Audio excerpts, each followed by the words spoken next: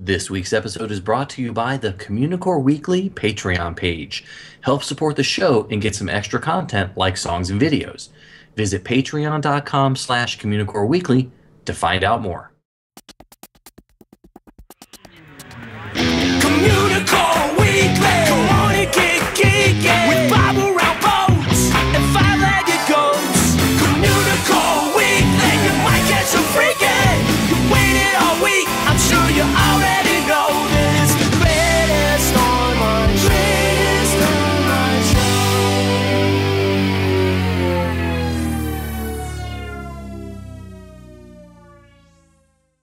Hello and welcome to Communicore Weekly, the greatest online show and home of the world's first pair of independently born identical twins. I'm George. And I'm Jeff and tired. Ugh, that's me stretching, in case you can't hear that. I almost thought that was like a Yogi Bear impression. No, smarter than the effort. That's not a Yogi Bear impression. I don't know what that was. Knew where you were going with it. And, you know, if anybody followed you on any of the social medias, they know that you moved. Yeah, that's why I'm so tired right now. Yeah. I'm actually taking a nap right now. I'm sleep podcasting. It's a new thing. We've been doing the show for so long, we can podcast in our sleep. Actually, yeah. Yeah, I think we could, actually. We could totally pull it off. I mean, we're doing it right now, so... Yeah, all somebody has to do is be able to push the record button and then the stop button. Wait, hit the what button? The stop button. Am I hitting the right buttons? I hope this is recording. I really don't want to do the intro over again. Yeah, I know. It's so hard to come up with these off the cuff. Yes, it is, actually. After 171 episodes, it's terrible to come up with new things. Let's just go into the history segment, then. It's time for Disney History.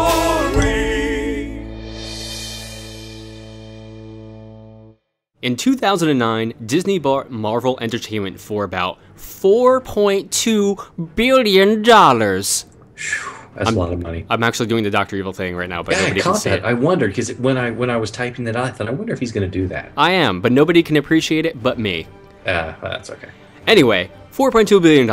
And everyone wanted to know, would Disney-fy Marvel? And obviously now we know the answer is no, thankfully. But we didn't know that at the time. So Marvel has actually been around for quite a while. In 2014, they celebrated 75 years as a company. They actually started out as timely publications in 1939 and were published by Martin Goodman, who had worked in the 1930s at a few other comic and pulp publishing houses. And he actually released Marvel Comics #1 in October 1939 for the gigantic sum of 10 cents. So the comic quickly sold out its initial 80,000 copy run. And it featured two long-standing characters, the Human Torch, who was actually an android at the time and not Johnny Storm, and Namor, the Submariner. Each character, of course, would continue in various forms throughout the years. Goodman did a second printing in November of 1939 and sold 800,000 copies. Clearly, he had a hit on his hand. Also included in the October 1939 issue were the Western hero, the Masked Raider, the Jungle Lord, Khazar the Great, and the non-continuing character story Jungle Terror, featuring adventurer Ken Masters, and Now I'll Tell One, 5 single-panel black and white gag cartoons, and a 2-page prose story called Burning Rubber about auto racing. All these things tied together really well, I thought. Yes, totally. So the Human Torch appears on the front cover, and he's drawn by veteran science fiction pulp artist Frank R. Paul, but inside the actual comic book, the Human Torch looks much, much different. The second issue was released in December of 1939 and was titled Marvel Mystery Comics. Goodman then formed Timely Comics and brought in Joe Simon and Jack Kirby, names very familiar to comic book fans everywhere. The Daring Mystery Comics #1 was released in January 1940. Mystic Comics #1 was in March of 1940. Red Raven Comics #1 in August of 1940. And the Human Torch #2 in the fall of 1940. Finally, Captain America #1 was released in December of 1940. And this is the famous comic book that shows Captain America punching Hitler on the cover. And it would go to sell 1 million copies. One of the greatest moments in American history. Yes, but even then, they still had all these different comics going. Pretty crazy. Yes. Now, this period is actually considered to be the golden age of comics by fans and comic book historians. In addition to Captain America, the Human Torch, and the Submariner at Marvel, and DC Comics was releasing books featuring Superman and Batman and Wonder Woman. And Kirby and Simon would leave Timely Comics after only 10 issues of Captain America. At that point, Goodman brought in a barely 19-year-old man named Stan Lee to be Timely's editor, and it would be that job that Lee would hold for many, many decades. Goodman wasn't one, though, to rest on his laurels, and he tasked Lee with investigating other genres outside of the superhero fare. And over the next 20 years, Lee would add storylines in comics that touched on westerns, horror, romance, and even kaiju monsters. But I'm not sure if he ever mixed the kaiju and the romance. Oh? He could have, though. Who could have? So, and throughout the 1950s, though, Timely Comics would be referred to as Atlas Comics. Goodman's main newsstand company, Atlas, would have 59 shell companies that would put out hundreds of comics, pulp books, and other type of books throughout the 1950s.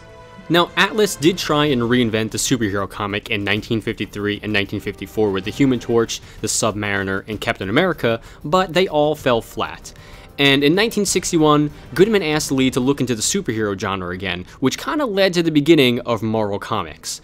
November 1961 saw the introduction of the Fantastic Four and the beginnings of the superhero in the real-world line of comics.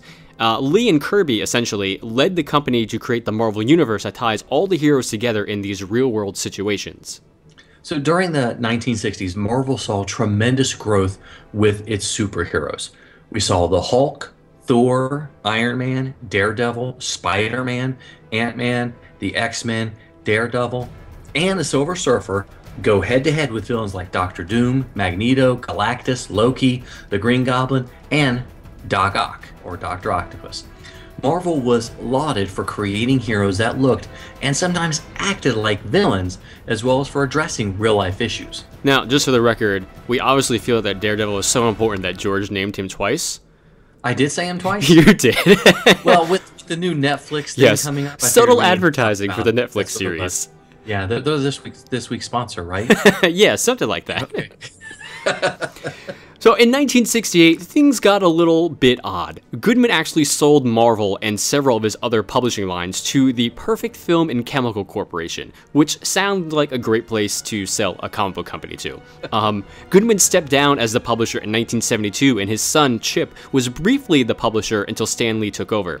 The 1970s was another slow time for the comics industry, and the editors introduced additional horror, martial arts, and science fiction titles into the mix. Yeah, besides the slowdown, Marvel did great business in the mid-1970s, but lost a lot of ground to DC Comics in the 1980s. Now, this next section I pulled directly from a website because it was so confusing.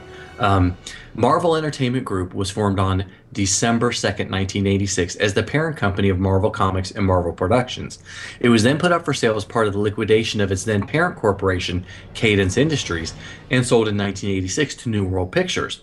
On January 6, 1989, Ronald Perlman's MacAndrews and Forbes Holdings group of companies bought Marvel Entertainment Group from New World for $82.5 million, not including, though, Marvel Productions, which was folded into New World's TV and movie business, and now I'm confused. I had a very difficult time following what you were just saying, so I basically took a nap. There we go.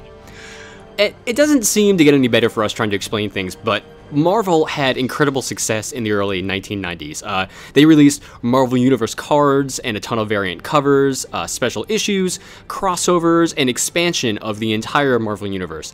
And they suffered some losses with artists leaving with some weird outsourcing of titles. So sadly, the company filed for bankruptcy in 1996. And Marvel Entertainment then merged with Toy Biz in 1997 to end the bankruptcy. They diversified their comic lines and introduced several new imprints. They also saw a few successes with film adaptations like Men in Black, X-Men, the Blade series, and Spider-Man. And they also released Marvel Comics Unlimited in 2007, which is a computer and smartphone tablet app, which gave access to over 2,500 back issues of Marvel Comics. And that leads us back to August 31st, 2009, when Disney announced it would be acquiring Marvel Entertainment for $2.4 billion. The Marvel Cinematic Universe was already in play with Iron Man 1 and 2, Thor, and Captain America the First Avenger being distributed by Paramount and Universal, and then all the films released in 2012 and later were distributed by Walt Disney Studios.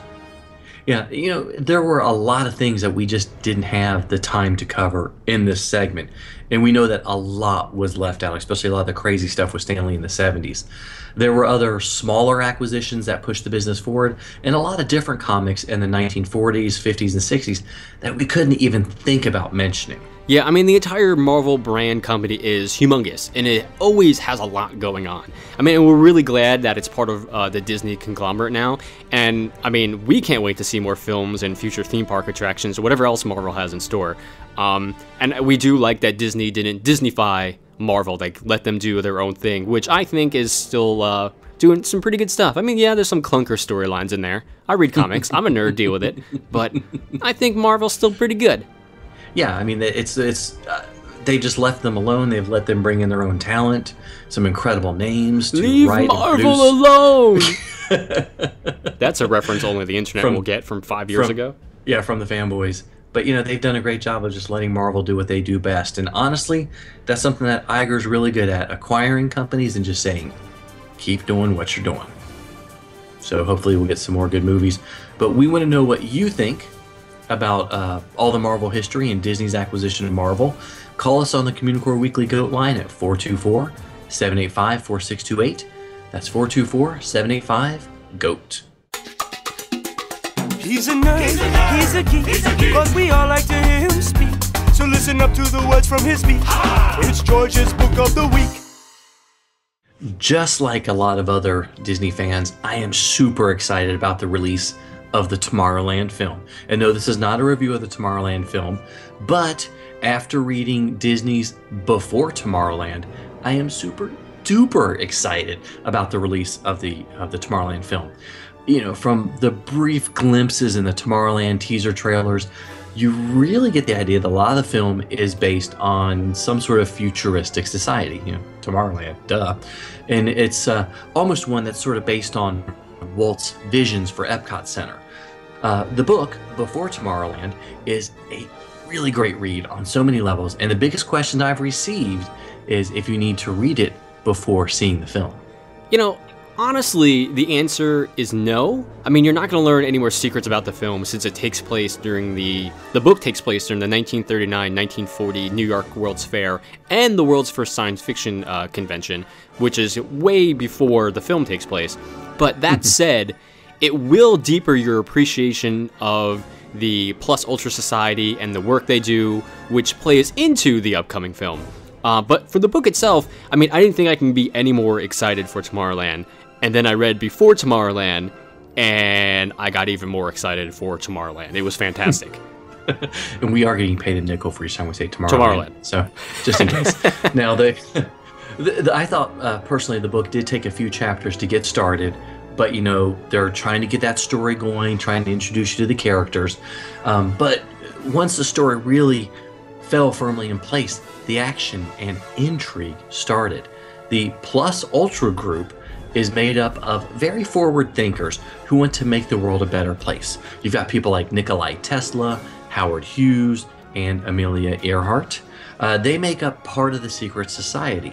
And there are several plot lines that definitely interweave, and the cast of characters, they fit the story very well. And as stated in the beginning of this book, every character mentioned is real.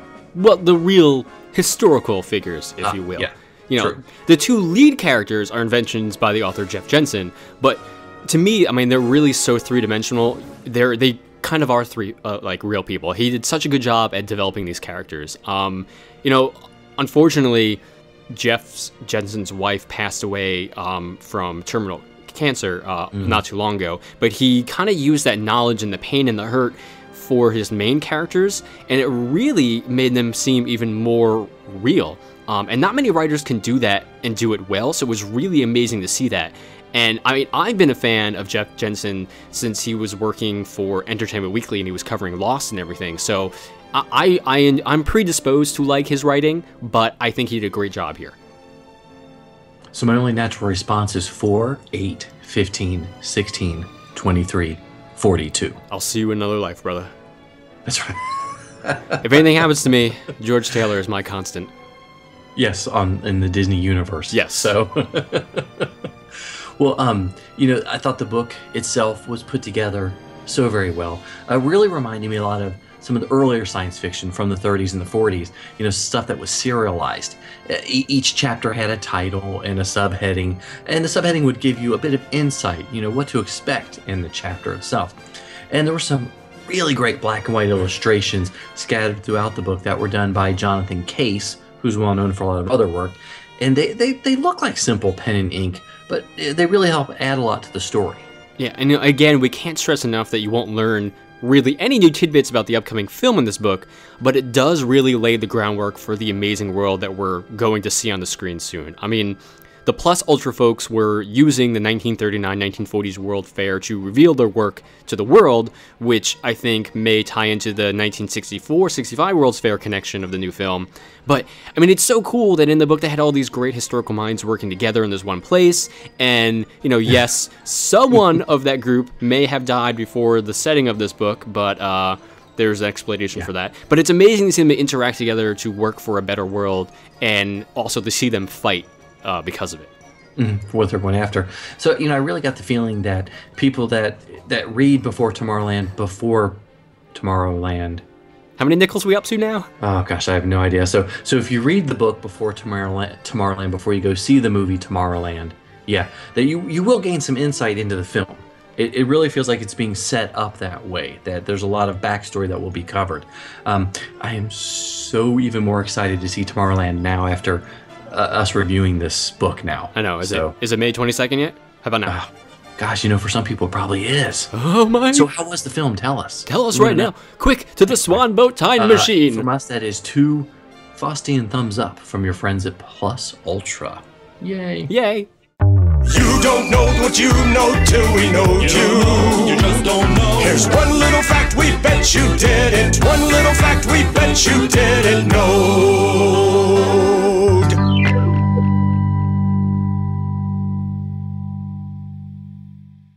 The Fort Wilderness Kennel opened on March 2nd, 1976, and took in its first guest, a dog named Noah.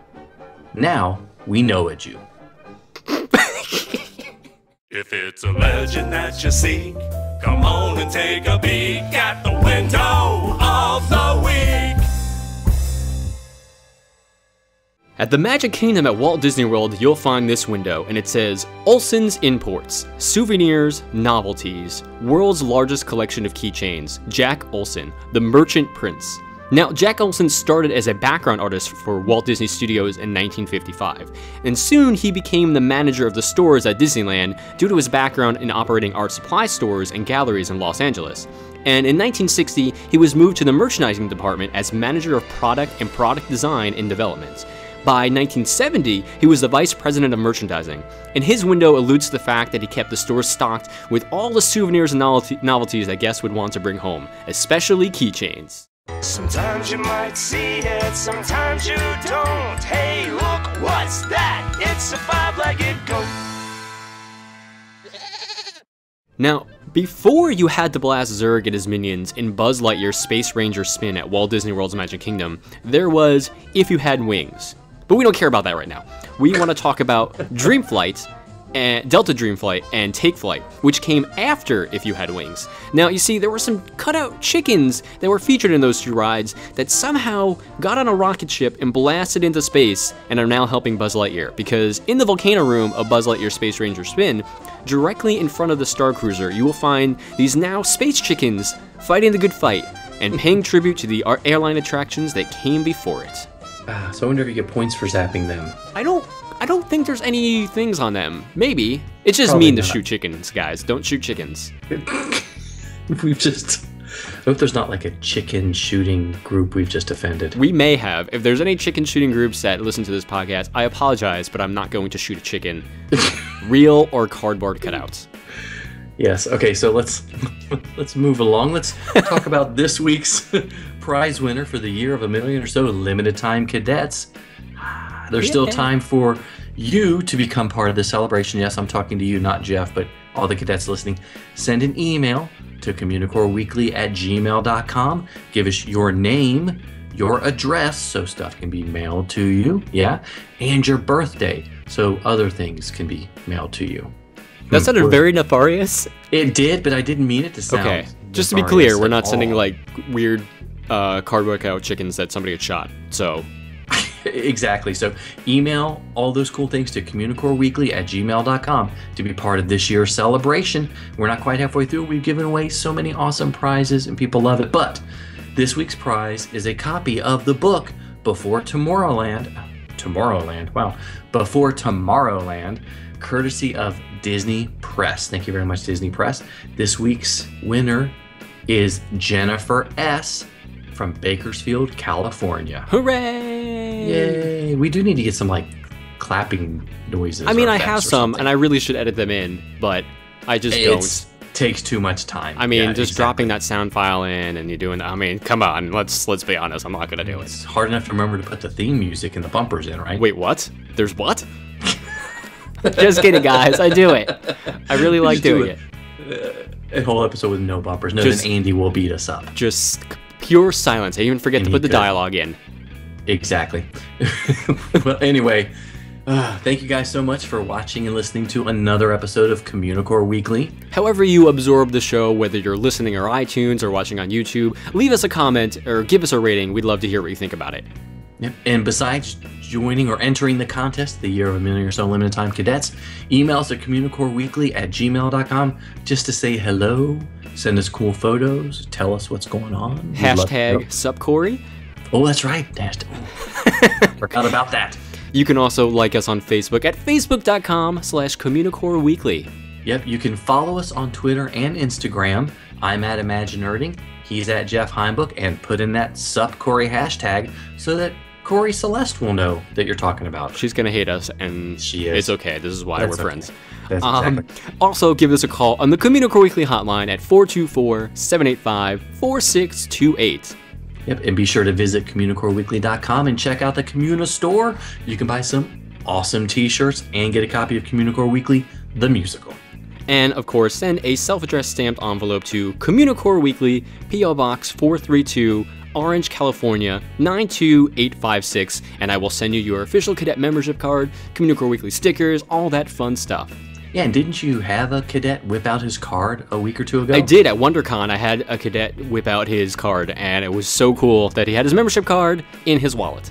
Yes, thank goodness we didn't put that, if you show us your card, you get $10. Yes, because I would have been out $10. Yeah, because I didn't have it right then. And speaking of $10, you can visit patreon.com/Communicore Weekly and help support the show. And as I mentioned, get some cool extra things. For Jeff Heimbuch, I'm George Taylor. And for George Taylor, I'm Jeff Heimbuch. Thanks so much for listening, guys and gals. We'll see you next time on Communicore Weekly, the greatest online show.